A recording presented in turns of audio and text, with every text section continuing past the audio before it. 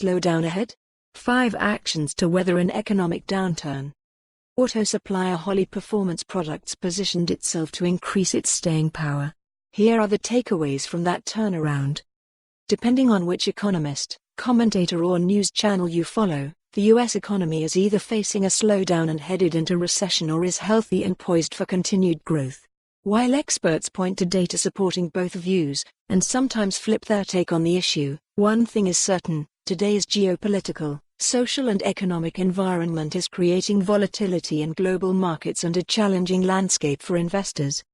As corporate America heads into the 2020 budgeting and planning season, the possibility of a recession is on the minds of many executives, making this a prudent time to discuss steps that can be taken to help businesses navigate the next downturn. Here are 5 specific actions that Holley Performance Products, a leading designer, manufacturer and marketer of high-performance automotive parts, took to optimize its operations and increase its staying power in the event of a downturn. The private equity firm I work for, Lincolnshire Management, owned Holley for 5 years and in 2018 sold the company to Sentinel Capital Partners, generating a strong return for investors. 1. Eliminate discounting and promotions.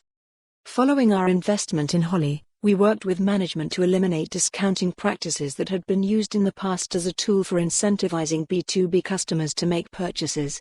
Recurring promotions and discounts to these resellers had effectively been pulling sales forward from future periods and creating abnormal peaks and troughs in order patterns.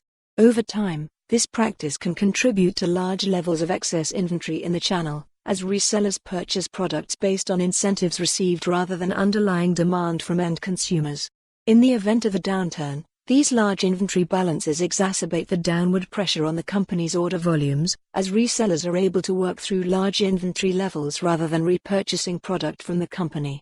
Eliminating these discounting practices and implementing pricing discipline helps bring reseller order patterns back in line with underlying consumer demand, which contributes to higher quality and more predictable sales, and mitigates the impact of a pullback in consumer spending. 2. Diversify sales channels. At the time of our initial investment in Holley, the company sold its products almost exclusively through B2B channels and depended on large reseller customers for an outsized share of annual revenues.